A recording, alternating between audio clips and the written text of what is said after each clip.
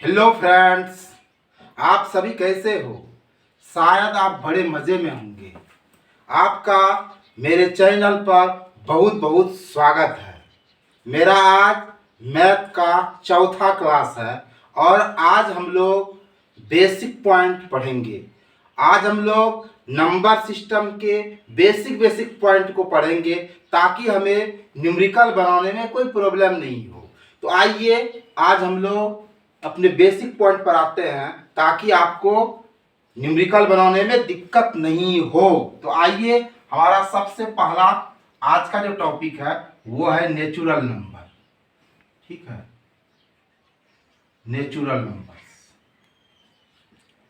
और ये natural numbers को हम लोग क्या कहते हैं, हिंदी में प्राकृत संख्याएं कहते हैं कि नहीं। और आप प्राकृत संख्याओं के बारे में ढेरों बड़े बड़े बात को पढ़ते हो, लेकिन देखो आपको चूंकि न्यूमेरिकल सॉल्व करना है, आप व्यर्थ की बातों को मत पढ़ो।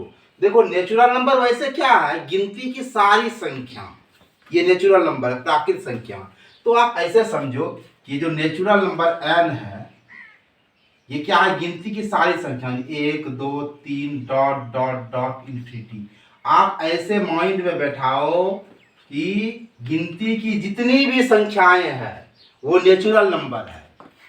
और प्राकृत संख्या का शुरुआत किससे होगा, 1 से स्टार्ट होगा और अंत किससे होगा, इन्फिनिटी से होगा। तो 1 2 3 dot dot dot dot infinity, ये आपका नेचुरल नंबर है। अब आपसे कोई पूछे कि सबसे छोटी प्राकृत संख्या क्या है, तो आपका 1 हो जाएगा। और आपसे पूछे कोई कि बताओ भाई सबसे बड़ी प्राकृत संख्या क्या, तो ये देखो इन्फिनिटी आ रहा है, अनंत, जिसका कोई अंत ही नहीं है। क्या आप बता सकते हो कि सबसे बड़ी कौन है, तो इन्फिनिटी आ गया ना। इसलिए बड़ी प्राकृत संख्याओं को बताना संभव नहीं है, इट इज नॉट पॉसिबल। तो प्राकृत संख्याओं में सबसे छोटी क्या है, 1, और सबसे बड़ी इन्फिनिटी, यदि संभव नहीं है। तो आपको नेचुरल नंबर में ये माइंड में रखना है कि गिनती की सारी संख्या 1 2 3 डॉट डॉट डॉट इन्फिनिटी, ये आप माइंड में सेट कर लो। ये आपका नेचुरल नंबर हो गया।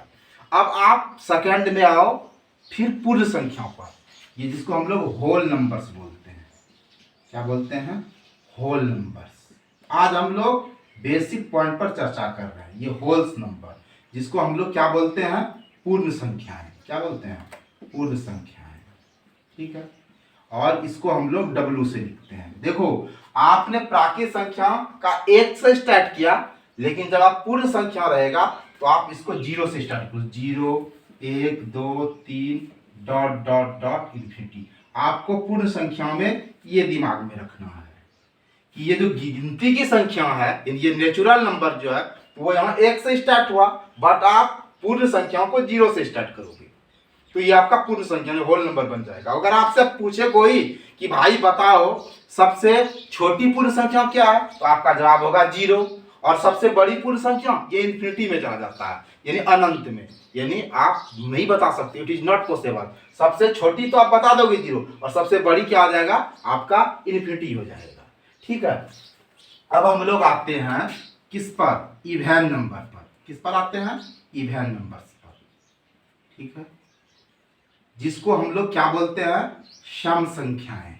ठीक है, आपको लंबा लंबा परिभाषा याद नहीं रखना है। आपने बचपन में पढ़ा भी होगा कि जिस संख्या में 2 से पूरा पूरा भाग लग जाए सम संख्या, और जिस संख्या में 2 से पूरा पूरा भाग नहीं लगे विषम संख्या। बट अब भाई आप सीटेट का या और भी टीचिंग एग्जाम के न्यूमेरिकल को बनाओगे, अब वो लंबा लंबा डिफिनेशन नहीं। देखो आपको हम एक ट्रिक बताते हैं। देखो सम संख्या का क्या होता है कि इकाई अंक, अगर आपका इकाई अंक में 2 आ जाए या 4 आ जाए, 6 आ जाए, 8 आ जाए या 0 आ जाए, आप इवन नंबर समझो। ठीक है, आप उसको क्या समझो, इवन नंबर। अगर आपका इकाई अंक में 2 आ जाए तो इवन नंबर, इकाई में 4 आ जाए इवन, इकाई में 6 आ जाए इवन, इकाई में 8 आ जाए इवन, इकाई में 0 आ जाए इवन। ठीक है, अब हम आते हैं ऑड नंबर पर। किस पर आते हैं, ऑड नंबर्स पर। ठीक है, किस पर आते हैं, ऑड नंबर्स पर, जिसको हम लोग क्या कहते हैं, विषम संख्याएं। क्या कहते हैं, विषम संख्याएं। समझो ध्यान से भाई। ठीक है, इसमें क्या हो जाएगा, इकाई अंक आपका क्या हो जाएगा, 1, 3, 5, 7 और 9। अगर आपका इकाई अंक 1 आ जाए तो ये क्या हो जाएगा, ऑड हो जाएगा। इकाई अंक 3 आ जाएगा ऑड, इकाई अंक 5 ऑड, इकाई अंक 7 ऑड, इकाई अंक 9 आ जाएगा तो आपका ऑड हो जाएगा। अब हम लोग आते हैं किस पर, प्राइम नंबर्स पर। किस पर आते हैं हम लोग, प्राइम नंबर्स पर। प्राइम नंबर्स पर, ठीक है। और प्राइम नंबर्स को हम लोग क्या कहते हैं, अभाज्य संख्या। हिंदी में प्राइम नंबर्स को क्या कहते हैं, अभाज्य संख्या। क्या कहते हैं, अभाज्य संख्या। और ये अभाज्य संख्याएं क्या होता है, जो 1 से और स्वयं से विभाजित हो, जो 1 से और स्वयं से विभाजित हो जाए उसी को हम लोग प्राइम नंबर कहेंगे। जो 1 से और खुद से कटे, जैसे देखो एग्जांपल आप समझो, जैसे 2 है, 2 1 से ही कटेगा और 2 से ही कटेगा। जैसे देखो 3 है, 1 से ही कटेगा, 3 से ही कटेगा। 5 1 से ही कटेगा, 5 से कटेगा। 7 1 से ही कटेगा, 7 से ही कटेगा। तो प्राइम नंबर 1 से और स्वयं से, ठीक है। अब हम लोग आते हैं कंपोजाइट नंबर पर। किस पर आते हैं, कंपोजाइट नंबर पर। कंपोजाइट नंबर जिसको हम लोग क्या करते हैं, भाज्य संख्याएं करते हैं। क्या करते हैं, भाज्य संख्याएं। 1 से, स्वयं से और दूसरे से विभाजित हो, दूसरे से क्या हो, विभाजित हो, उसको हम लोग क्या कहेंगे, कंपोजाइट नंबर कहेंगे। जैसे देखो भाई, अगर आप 4 की बात करते हैं, देखो 4 1 से डिवाइड होगा, खुद 4 से भी होगा और दूसरे से 2 से भी होगा। जैसे हम आपको देते हैं एग्जांपल, और 16 आपका कंपोजाइट नंबर है, भाज्य। कैसे देखो, यह 1 से तो डिवाइड होगा ही, स्वयं 16 से होगा ही, 2 से भी होगा, 8 से भी होगा, 4 से भी होगा। तो देखो जो 1 से, स्वयं से और दूसरे से डिवाइड हो जाए, विभाजित हो जाए, उसको हम लोग भाज्य संख्या कहते हैं। अब हम लोग आते हैं रेशनल नंबर पर, ठीक है। अब हम लोग आते हैं रेशनल नंबर्स पर। ये देखो रेशनल नंबर्स क्या है, जिसको हम लोग परिमेय संख्या बोलते हैं, ठीक है। परिमेय संख्या, देखो ये काफी इंपॉर्टेंट टॉपिक है और इसमें काफी महीन बातें हैं। ऐसे तो हम लोग जानते हैं, जिसको हम लोग P/Q के रूप में लिख देते हैं, P/Q के रूप में जो लिखा जाए, और जहां Q is not equal to 0, जो P/Q के रूप में लिखाएगा, और ये जो Q है, ये हर जो है ये 0 के बराबर नहीं हो। जैसे कि आप ऐसे देखो 2/5 है, ये देखो ये P/Q के रूप में लिखाया, और ये नीचे वाला जो ये है, ये 5, ये 0 के बराबर नहीं है।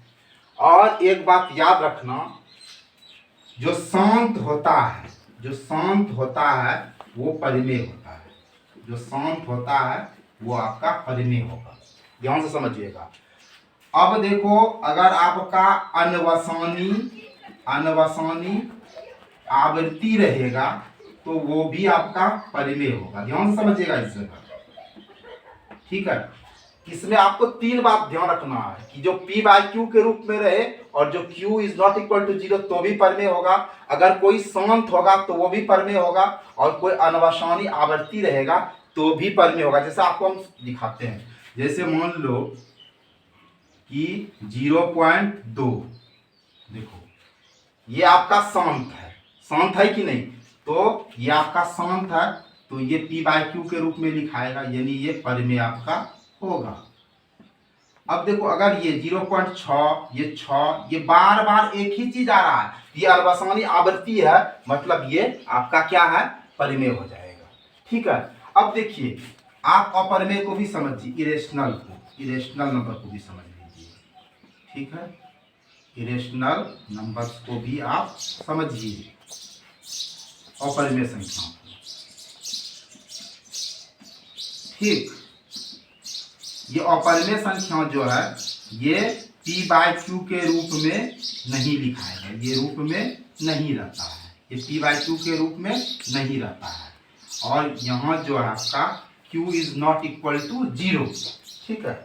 अब जैसे देखो इसका एग्जांपल हम लोग लेते हैं, जैसे मान लो कि √2 है, √3 है, √5 है, यानी ये p/q के रूप में नहीं लिखाता। और एक बात जो हम आपको काफी इंपॉर्टेंट बता रहे हैं वो ये कि अनवसानी अनावृत्ति जो रहेगा वो अपरिमेय होता है। अब आप कहिएगा कि ये अनावृत्ति और आवृत्ति क्या है, जैसे देखिए हम ऐसे लिखते हैं 0.2, 3, 4, 5, 6, 7, 8। देखिए आ रहा है लेकिन अलग अलग चीज आ रहा है। जब अब आए और अलग अलग आए तो वो अनावृत्ति होता है, ऐसे नहीं अपरिमेय होगा। लेकिन ऐसे देखिए अगर 0.555 आ रहा है, एक ही चीज आ रहा है, बार बार एक ही चीज का रिपीटेशन हो रहा है, आवृत्ति है, तब वो परिमेय हो जाएगा। लेकिन आए और अलग अलग आए तो अनवसानी अनावृत्ति है, ऐसे स्थिति में आपका क्या हो जाएगा, अपरिमेय हो जाएगा। अब देखो भाई, अब हम लोग उत्तरवर्ती या अनुवर्ती संख्याएं समझते हैं। ये सक्सेसर नंबर क्या होता है? जब भी आपको ये सक्सेसर नंबर आए, जब भी आपको उत्तरवर्ती अनुवर्ती आए, तो आपके पास जो संख्या है उसमें आप +1 कर दो। जैसे आपके पास 10 है और आपको कहे इसका उत्तरवर्ती या अनुवर्ती जिसको बाद वाला कहे, तो इसमें क्या कर दोगे आप, 1 को ऐड कर दो, आपका क्या हो जाएगा 11। जब भी सक्सेसर नंबर कहे, उत्तरवर्ती कहे, अनुवर्ती कहे, तो आप उसमें क्या कर दो, 1 ऐड कर दो। जैसे आपसे 25 25 है, इसका आपको सक्सेसर नंबर पूछे तो आप क्या करोगे, फट से इसमें 1 जोड़ दो, तो क्या होगा 26 हो जाएगा। अब देखो आपके पास प्रेडेसर नंबर है, इस पूर्ववर्ती कहेगा तो आपके पास जितना संख्या रहेगा उसमें 1 माइनस कर दो। जैसे आपके पास 20 है और इसका पूर्ववर्ती पूछेगा तो इसमें आप 1 माइनस कर दो, तो क्या हो जाएगा, ये 19 हो जाएगा। अब देखो भाई, अब हम लोग आते हैं वास्तविक मान। देखो आपने ये सुना होगा वास्तविक मान, ठीक है। और वास्तविक मान को जातीय मान भी कहा जाता है, कई नाम है इसका भाई। जातीय मान है, इसका मान शुद्ध मान भी है, जिसको हम लोग, इसको अंकित मान भी बहुत सारे लोग बोलते हैं, अंकित मान, जिसको हम लोग अंग्रेजी में कहते हैं फेस वैल्यू। ये फेस वैल्यू एक्चुअली है क्या, नो चेंजिंग, कोई बदलाव नहीं, नो चेंजिंग। ये एक्चुअली क्या है, नो चेंजिंग है, कोई बदलाव नहीं। जैसे आप सपोज आप ऐसे समझो, जैसे है 2, 3, 4, 5 है, इसमें ये जो 3 है इसका अंकित मान, ये वास्तविक मान, जातीय मान, शुद्ध मान, ये फेस वैल्यू कहेगा तो 3 का 3 ही होगा। जैसे देखो भाई, इसमें ये 6 का पूछेगा अंकित मान, तो क्या होगा, जो है वही, नो चेंजिंग, जो है वही। लेकिन यही आपका स्थानीय मान कहेगा, जब आपको प्लेस वैल्यू कहेगा तो आप कैसे करोगे, जब आपको स्थानीय मान कहेगा, प्लेस वैल्यू, ये प्लेस वैल्यू में आप क्या कीजिएगा, इसमें चेंजिंग होगा। देखिए चेंजिंग कैसे होगा, हम आपको कुछ एग्जांपल देते हैं, समझिएगा। जैसे आपको इसमें 3 का प्लेस वैल्यू कहेगा, स्थानीय मान, तो क्या कर दोगे, सबसे पहले आप 3 लिख दोगे, उसका कितना अंक है, 1 2 3, उतना 0 लगा दो। जैसे देखो आप ऐसे समझो, एक और एग्जांपल समझो। जैसे इसमें 6 का आपको प्लेस वैल्यू कहेगा तो पहले 6 लिख दो, कितना अंक है, 1 2 3 4, इतना 0 लगा दो, ठीक है।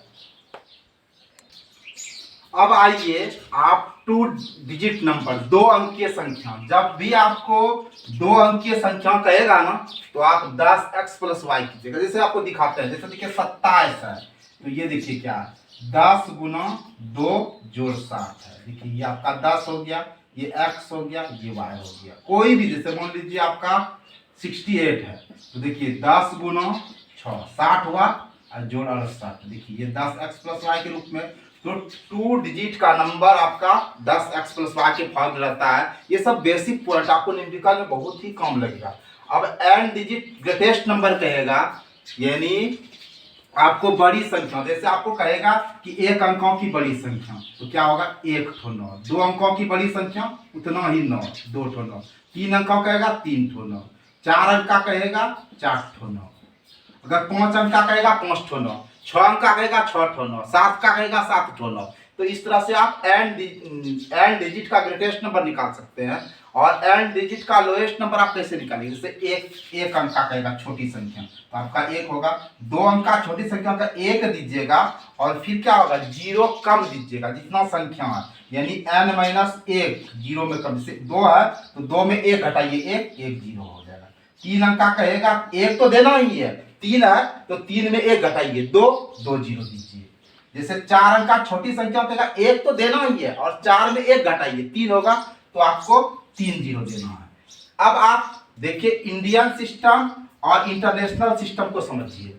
तो देखिए इसमें क्या होता है, जैसे हम आपको एक लिखते हैं इससे, देखिए 4 3 5, फिर देखिए ये देखिए ये देखिए, ये आपका क्या हुआ, आपका ये इकाई हुआ, ये इकाई हुआ, ये दहाई हुआ, ये सैकड़ा हुआ। ठीक है, पहले 3 ठो, उसके बाद देखिए फिर दो पे कॉमन लगेगा, ये इकाई दहाई सैकड़ा, ये आपका क्या हुआ 1000, ये हुआ 10,000, इधर हुआ लाख, इधर 10 लाख। तो इंडियन सिस्टम में जो होता है पहले 3 होता है, ठीक है, उसके बाद 2 2 ठो। तो ये देखिए इकाई दहाई सैकड़ा आपका इकाई कहलाएगा, और 1000 10,000 आपका हजार कहलाएगा, लाख और 10 लाख आपका लाख कहलाएगा, और करोड़ और 10 करोड़ तो आपका करोड़ वाला हो जाएगा। ये आपका क्या हो जाएगा, करोड़ वाला हो जाएगा।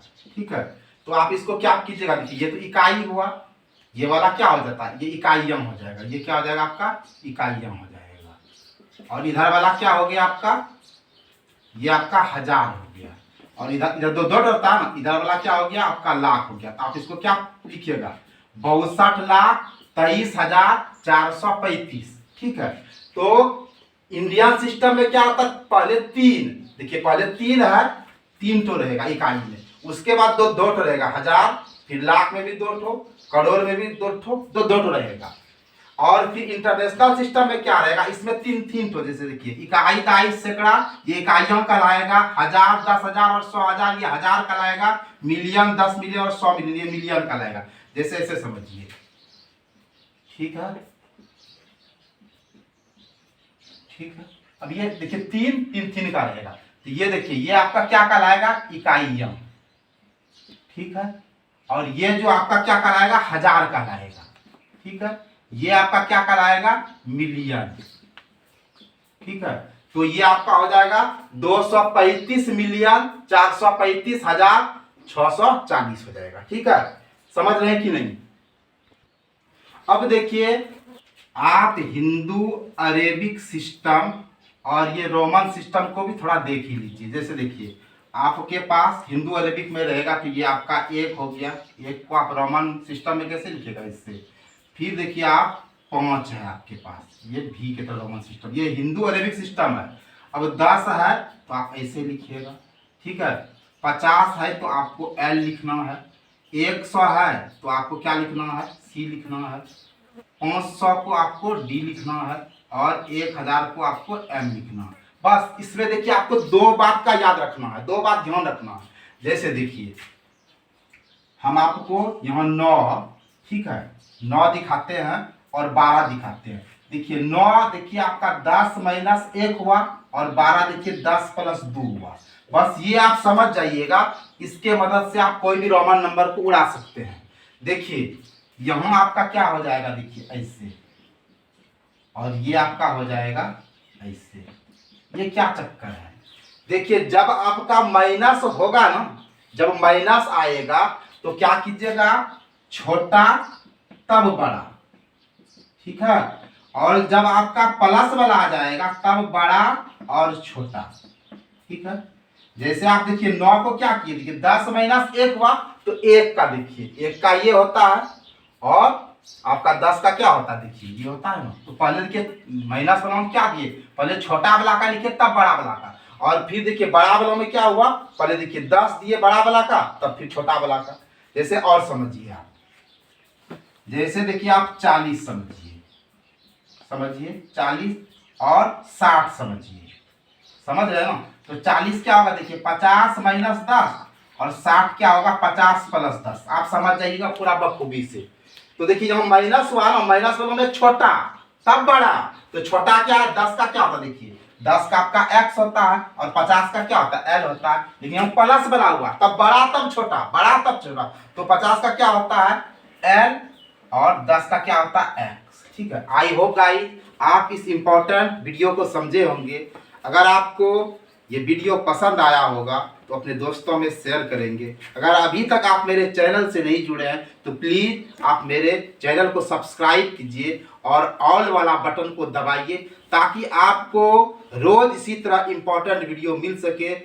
अगले वीडियो का हम न्यूमेरिकल लेकर आएंगे, तब तक आप इंतजार कीजिए। आपको वीडियो वॉचिंग के लिए मेरे तरफ से बहुत बहुत धन्यवाद। जय हिंद, जय भारत।